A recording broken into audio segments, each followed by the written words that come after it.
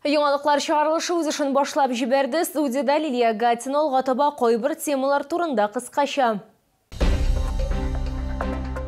27 яшь чоллы беренче документларын алды. Шәһәрнең тантаналар сарайында паспортлар тапшыру тантанасы узды. Чоллыны яңа елга бизи башладылар. Хәзер нинди эшләр башкарыла?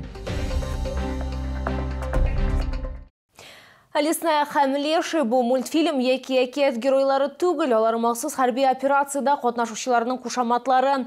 Алар алгы сызыкта гына түгел, тормышта да бергә. Алар ир белән хатын, пар алгы сызыкта танышкан сугышчылар ялда булган вакытта безнең төшерү төркеме аларда кунакта булды. Хәрби хезмәткәрләр безгә нәрсәләр сөйләде, бу хакта алдагы минутларда белерсез. Леши һәм Лесная кушаматлы хәрби хезмәткәрләр алгы сызыкта 2023 елдан бирле. Алар хәрби хезмәт турындагы контрактка кул куйган. Сугышчыларның сүзләренчә, алар күбрәк анда кирәк булуларын белгәннәр, хатын хәрби иптәшләренең гомерләрен коткара. Когда ты видишь результат своей работы, когда его привозят, он практически уже не дышит. А сколько людей ты практически с того света вытащила?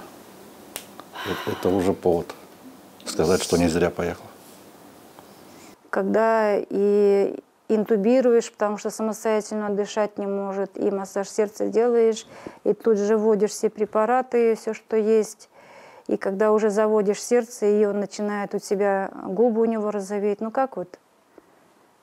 Ну как? Разве будешь об этом жалеть?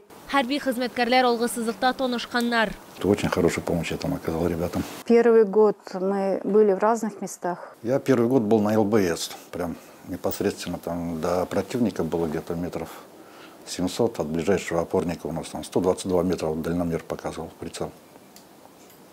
Где они? Мы даже слышали друг друга. Хәрби хезмәткәрләр отпускка кайтканда Лесная төрле пироглар пешерә, ире айруча кәбестә пирогы ярата. Чоллы хәтта алгы сызыкта да тәмле ризыклар әзерли. И говорит: о, и на нюх все собираются по запаху. Поэтому, конечно, все скучают по домашней еде, по-домашнему. Ну а так я вообще хочу русскую печь маленькую. Я говорю: Олег, ты мне, наверное, печку поставишь, чтобы я могла там хлеб печь. Я мечтаю об этом. И надеюсь, у нас это скоро будет. Ир белән хатын ялда булганда Цезарь исемле этләр белән йөргә ярата. Бу инде матур традициягә әверелгән. Алар алгы сызыкта булганда исә этне уллары һәм аның хатыны карый. Несмотря на то, что у нас отпуск слишком загруженный, плотный график, мы, Лесная, Цезарь, находим время, даже не находим. Это у нас уже как бы запланировано. Обязательные мероприятия, утром и вечером прогуляться вместе с ним. Лесная һәм Леши тагын алгы сызыкта күптән түгел алар видео язырган һәм һәркемгә зур сәламнәрен җибәргән. Лилия Гатина, Эльмира Гайнетдинова, Сергей Вильданов, Яңалыклар. Шәһәрнең тантаналар сарайында паспортлар тапшыру тантанасы узды. 27 яшь чоллы беренче документларын алды. Бәйрәм чарасында аларга шәхес таныклыгының барлыкка килү тарихы турында сөйләделәр һәм бурычлары һәм җаваплылыгы турында искә төшерделәр. Укучыларны котларга башкарма комитет җитәкчесе Фәрит Салахов та килде. Иң якты кадрлар безнең төшерү объективына да эләкте. Кирилл Капитовка 14 яшь һәм бүген ул иң мөһим документларның берсе Россия Федерациясы гражданины паспортын алды. Очень готовился к этому дню, начиная от подбора одежды, заканчивая моральным настроем. А почему выбрали именно торжественную церемонию вручения? Потому что этот день надо запомнить именно как-то по-отдельному в своей жизни. Это вот первый документ в моей жизни. Сегодня такой трепетный день. Получение паспорта – это очень важный документ, с которым мы будем идти всю жизнь, документ, который возлагает на нас ответственность.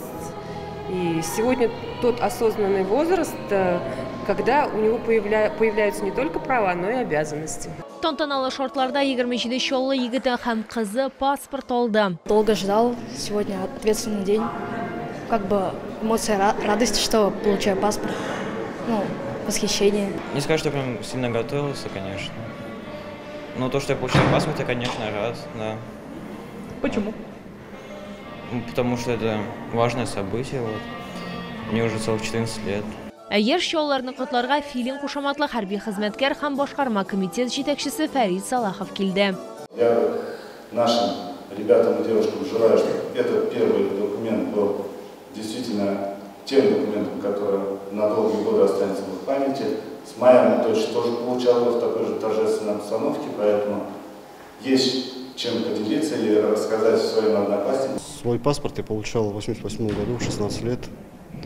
Детям, которые сегодня будут получать паспорт, хотелось бы пожелать, чтобы они были достойными гражданами нашей великой необъятной страны. Yer şovlar үшін шәһәрнең иҗат коллективлары чыгыш ясады. Лилия Гатина, Яна Вальдю, Тимур Сафронов, яңалыклар. Шолыны яңа елга бизи башладылар. Тынычлык проспекты буйлап 1200 гирлянда сузылачак. Предприятие хезмәткәрләре аларны айыргыч полосалар буйлап агачларга элеп куялар. Хәзер нинди эшләр башкарыла? Сөйләрбез һәм үзебезнең материалда күрсәтербез. Яңа елга агачларны бизәү өчен барлыгы 1200 гирлянда кулланылачак. Бу якынча 30 километр Тынычлык проспектының айыргыч полосасында Королев урамыннан Яшьлек урамына кадәр агач ботакларын якты утлар бизәячәк. Как деревья кончат, так переходим до консоли. Здорово. А консоль это то, что на фонарной столбе, вот, да? на опорах, да. А что-то новое будет в консолях или все то же самое? Нет, все то же самое. Единственная расстановка может быть разная. Где-то вот снежинки были, где-то игрушки были, где-то часы. Без шоуларның яңа елга шәһәрне бик иртә бизи башладылармы дигән сорауга фикерләрен белдек. Кайберәүләр бәйрәм якынлашуын сизгән, ә башкалар октябрь башы иллюминация өчен вакыт түгел дип саный. Когда выпадет первый снег, который будет лежать постоянно. А сейчас? Сейчас рано, конечно, лето на дворе. Какой Новый год? Пусть украшают новогоднее настроение уже. Как-то хочется поверить в сказку, в чудо. Агачлардагы гирляндалардан һәм терәкләрдәге консольләрдән тыш, шулда шулай күперләрне дә бизәячәкләр. Проспектларда узган елдагы кебек үк шарлар рәвешендә яктылык иллюминацияләре барлыкка киләчәк. Алда шулай Азатлык мәйданында төп яңа ел гүзәлен монтажлау һәм урнаштыру бурычы тора. Лилия Гатина, Яна Вальдю, Тимур Сафронов, яңалыклар.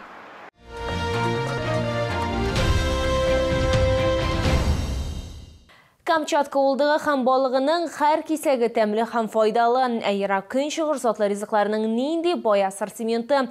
Ашыгырга кирәк затлы диңгез ризыкларын 1 октябрьгә кадәр генә сатып алырга мөмкин. Сезне Грин сәүдә үзәге 1 катта көтеп калалар. Кирү Автозавод проспекты ягыннан. Татарстанда йод дефициты күзәтелә. Табиблар рационга диңгез балыгын кертергә киңәш итә. Ул йод чыганагы булып санала. Ә файдалысын һәм тәмлесен Камчатка балыгы һәм улдыгы ярминкә күргәзмәсендә сатып алырга мөмкин. Чавычы, майлы балык, палтусаларны чалы халкы һәм шәһәр кунаклары бик ярата. Себе взял, и детям немножко взял вот так вот. Они тоже попробуют, наверное, тоже придут, скажем. Любят тоже это самое, эту рыбку. Очень вкусная.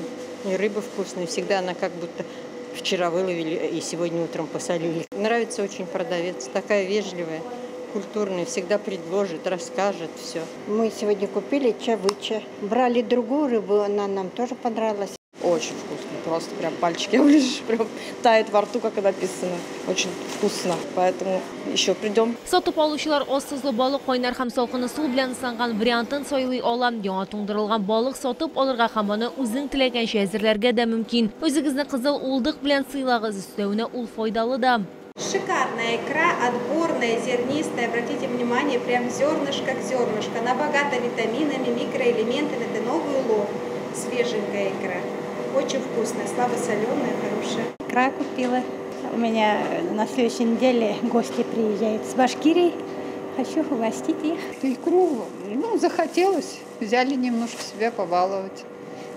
На бутерброды, да. Камчатка балыгы һәм улдыгы шолда 11 октябрьгә кадәр, шуңа күрә Грин сәүдә үзәгендә ерак көнчыгыр сатлы ризыкларын сатып алырга ашыгыз.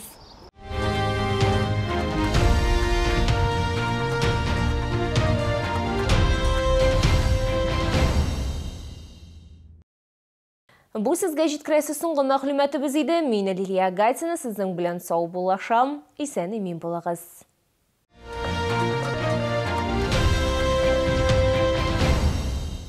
Большой сольный концерт Дины Гариповой. 25 октября ДК «Энергетик». Челны, встречай свежий улов прямо с Камчатки. Долгожданная чавыча, красная икра, масляная. Все от производителя. С 6 по 11 октября. ТЦ Грин, остановка Глобус. Теперь учителя, медработники и военные получают до 20% выгоды на новый Черри Т4 в апельсин по государственной программе. А для тех, кто с 2 малышами, семейный автомобиль с выгодой до 10%. Если Черри, то апельсин на Хасана Туфана 3.